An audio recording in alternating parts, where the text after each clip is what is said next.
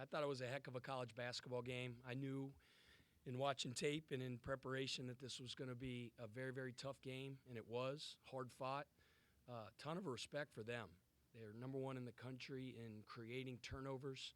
They play hard. They play hard. They fly around. They contest every single stinking pass. And, we talk so much about having to play clean. We had to play clean. We couldn't allow what we call turnovers for touchdowns. And we did that early on in the first 4 minutes of the game. I want to say there were 5 turnovers in that first 4-minute segment, maybe 5. And then for the rest of the game, we had 8. We had 3 in the second half, which, Chucky Hepburn, I say all the time, just because of our depth situation and our roster makeup right now with the injuries, if our point guard play was a pitching staff, it would be Chucky Hepburn and then pray for rain. 7 assists, 2 turnovers by him tonight. There were just so many guys that I talked about in the locker room. 7 assists, 2 turnovers. We only had 3 turnovers in the second half. I thought Javon Hadley was a beast for us tonight. Whatever he had, 13 and 12. Just an absolute warrior. I thought James Scott was an absolute warrior tonight. He had 11 and 11, 5 offensive rebounds. Just played really, really hard. I thought Terrence Edwards, and Kenai Ruths gave us a great boost in the second half. Neither one of them played very well in the second half, and they walked off the floor like somebody just shot their dog and, somebody just stole their lunch money at school. They responded, put a smile on their face, ran out in the second half, gave us phenomenal energy, big moments or big plays. Rain knocked those 2 big free throws down late in the game. So our guys just showed a lot of resolve, a lot of resiliency. Didn't shoot the ball to our standard, but the process has been great. The guys' process, the shooting, getting their reps up every day, keeping their head up, staying confident. And, those results are going to start to show. As I told you guys, I believe so much in our guys in the back of the bubblegum card, but we didn't allow that to affect the rest of our game. I thought our rebounding was superb. We got 42% of our misses. Had a few breakdowns in the second half defensively, but overall there was just a grit and a tenacity. Our guys played hard, took care of the ball, didn't allow our lack of great shooting tonight affect all the other areas in our game. So, you could look at that and be like, well, Louisville beat UTEP by 3. No, like that. Our guys played well. Our guys played hard. Their guys played hard. Their guys played well. It was a really good game, and I'm proud of our guys for having the toughness to gut out a gutsy win there at the end. Could you speak to the sort of changes you all made at halftime to cut back on the turnovers? UTEP's coach in here was speaking about just how much you guys went to the isolation ball and just how much that was working for you all and taking them out of they're kind of trying to cause chaos. Yeah, we have a bunch of set plays like every team in the country runs set plays, but we finally stopped trying to make passes. we'd put little variations on our plays so that we could still run certain actions but not have to enter and things like that because they were just making it too hard. So did a little bit. That were some of the adjustments that we made and allowed the ball to kind of stay in Chucky's hands a lot. But obviously in transition, everybody has the ball.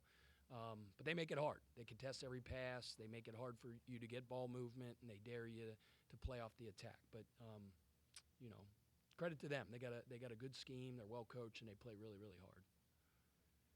Seeing that stretch when you took over the game and that built that 8-point lead, that you made it a determination to attack the rim more and try and get more shots near the goal and get to the line a bunch? We always do that. That is always first and foremost in our offense. It's play downhill, play on the attack, get to the free throw line.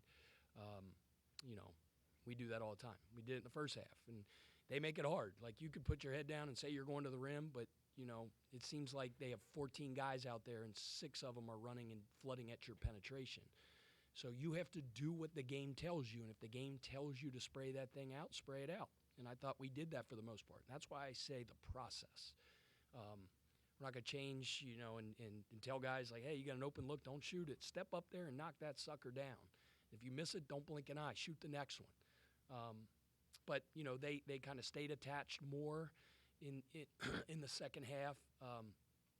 Didn't jump ball screens as much and put 2 on the ball, so it allowed us to kind of get downhill and put foul pressure on them. Pat, how challenging is it emotionally or mentally to get a team ready when you had Duke on Sunday, this big marquee event, you got Kentucky on Saturday, another marquee kind of game, and UTEP plopped right here in the middle? How difficult is that just from an emotional standpoint? I mean, we get a bunch of free sneakers. I wear sweatsuits to work. My kids are healthy. My wife's hot. I got a pretty good life. We get to play college basketball. We get to play in the Yum Center. We get to get ready for Utah. My dad used to say it all the time. Like I would say to him, Dad, you got to go to work today. He said, son, I get to go to work today. Right? Heck yeah. Schedule's been a little bit difficult, and we've had some adversity, but, this guy's been awesome.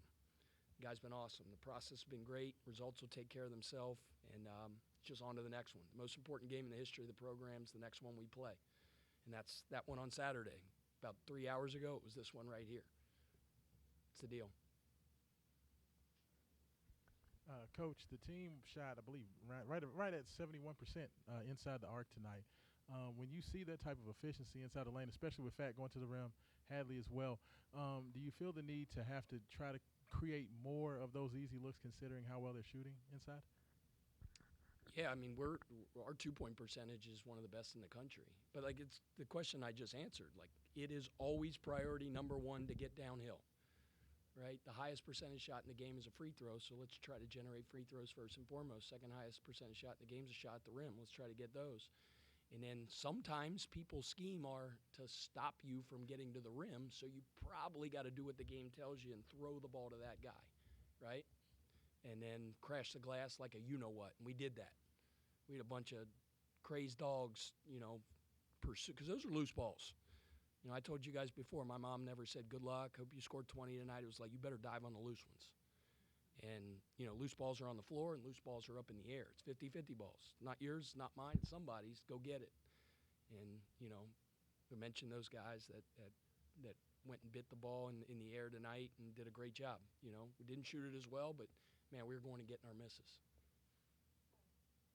Yeah, Pat, you've talked about Javon before, and he put on a hell of a performance on the glass as a rebounder tonight for Javon. What makes him so good as a rebounder? Rebounding's grit. It's tenacity. It's toughness. It's just going and getting the ball. We're a good rebounding team. Yeah, that's it. It's heart. It's toughness. It's grit. It's hustle. That's what rebounding is. And when you're a good rebounder like Javon is, they try to block you out, and he still gets it. And then you put 2 guys on him. And the excuse is, you got 2 guys on him. You can't go get it. And if you can't get it, touch it. Maybe when you touch it, somebody else will get it. That's rebounding. It's the easiest thing to coach. It's hard to do, but this is the standard. You go, a guy that helped teach me how to coach, a guy named Dave Davis. You can look him up as a D2 coach for a long time. Led the country in scoring for a million years. He was on my staff at Winthrop and at College at Charleston. A savant. You ask coaches about Dave Davis, they'll know who Dave Davis is. And he would say, you go after the ball like you're the only one. This is your mentality. You got to go after the ball like you're the only one that can get it. And if you don't get it, we're going to lose. That's the mentality. So it's go get it. Coach, you have an emotional game against Duke. You then come off this. How do you kind of get your guys focused and locked in now on Saturday? And what do you want their takeaway to be from these past 2 games as you prepare for Next thing. We celebrate the wins because you know what? Winning college basketball games is hard. We work our butts off. Now we get free shoes and we get to wear sweatsuits to work and stuff. But, it's hard. It's a good team. They're hard to prepare for. Had some injuries, just a bunch of games in a row. So it's like we celebrate in that locker room. We always do. If we beat Spalding in the preseason, celebrate. Now, once they get back to their dorms, right, or as soon as the coaches leave here, boom, it's on to the next thing. And then by the time they wake up tomorrow, this one's over. And the next most important thing in the history of our program is the next thing we do, and that's the lifting session tomorrow. and then it'll be the film session, and then it'll be the first repetition in practice tomorrow. That's it. You guys are going to get sick of hearing that, but that's what we do.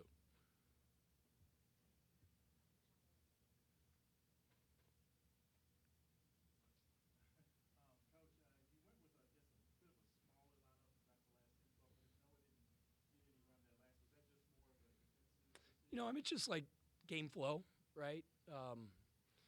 During the course of the game, some guys are playing well, some guys aren't playing well, some guys in foul trouble, some guys matchup based. It's just kind of how the flow of the game went. And, it just at times when you get a feel as a coach down the stretch that certain lineups are working for you, you go with that.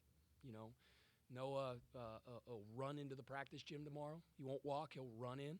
And he'll have a phenomenal practice tomorrow. When his name's called to go in next, he'll run in there and play his butt off. Pat, in terms of Terrence's scoring ability over the past 2 games, do you notice any difference or any adjustments he's made to score a little bit more effectively, or is it just kind of shots are falling now as they weren't before? Yeah, I mean, Terrence is he's wired to score, man. I mean, he's just always been that way. He can flat put that ball in the bucket, and good scorers and good shooters. They're like closers in baseball, right? Like you gotta forget about the last one, and you don't you give up a walk-off home run the night before. Give me that stinking ball. I want to close the game tomorrow night. And that's how these guys are. Fat. He had a little stretch where he wasn't playing well, even in the first half today. But like I told you, his response was great. Gave us a big boost, made big buckets, and just gave us great energy. Yeah. You spoke on your radio show on Monday just about needing to have poise on offense. It seemed like that's what it came down to today for some of those possessions. Just going to that final one from James, getting the dunk, and thinking also maybe like the rebound from Javon Hadley to kind of keep the clock going late. Just to see your guys that come up with those really kind of poised moments there probably had to be great for you to see. Yeah. Yeah. I mean, Chucky made a great read on the little set play we ran.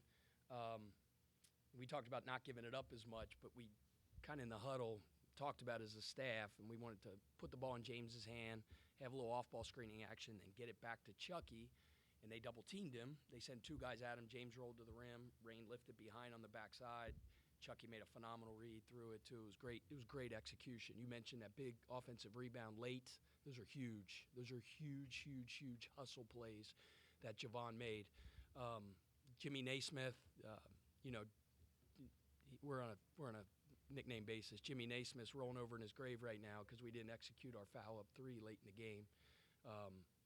So it's funny, like our guys were in the huddle, and before I even said anything, they looked at me and they said what we call it, our strategy when we're fouling up 3. Coach, we're on it, da-da-da-da-da-da, and then we don't foul. Little game slippage, and when that ball left his hands, it looked like it was in every day of the week and twice on Sunday. My grandfather, his name's Red Stahl. He died like 10 years ago. He's a milkman that put 10 kids through 120 years of Catholic school education and lived in a 3-bedroom house on the west side of Cincinnati. And he was adamant that you foul up 3. And Jimmy Naismith and Big Red Stahl are rolling around their grave. He would have killed me if that ball went in. But, teachable moment. Even though this team's had some shooting struggles over the first month of the year, how is encouraging as it for you as a coach to know that even though with some of the shooting struggles, they're not letting it impact their ability to try and get to the rim and draw fouls, get to the line, not letting it impact their ability to bang bodies and grab offensive rebounds, fight for second chance points, all that stuff? Process is great. We got good players. We got good shooters generating good shots, and they're working their butt off. Fire it. Let it fire. They're going to go in. I believe in our guys, and they believe in themselves, and they're working their butts off. How much, if any, do you feel like the identity of this team has changed since the bench has kind of shortened because of the injuries? Yeah, I mean, it changes, obviously, because of the depth piece and guys kind of moving into new and expanded roles and things like that. So yeah, I mean it's been an interesting whatever it is week and a half as we're kind of like figuring some stuff out, and a little bit it's on the fly. And obviously we get Kadir back here in a couple weeks, several weeks. I don't know what it is, but shouldn't be too long. He's working his butt off behind the scenes and just doing as much as he can without actually, he's not cleared to dribble and things like that, but he can do conditioning and all that. But even the guys that are out, KP had his surgery today, went great, was successful. We were texting back and forth on a group chat with him and his dad. He sent me his uniform today and was in his hospital stuff, and he give it the big L's up. Those guys have big roles on our team as well. Even Corin and Kadir being leaders, being vocal, just impacting winning in their 25 strong roles. So everybody's on board, whether you're in a uniform or you're not in a uniform, and we're evolving as a team and we're figuring out as we go along. But I'm proud of our guys and how they're attacking this.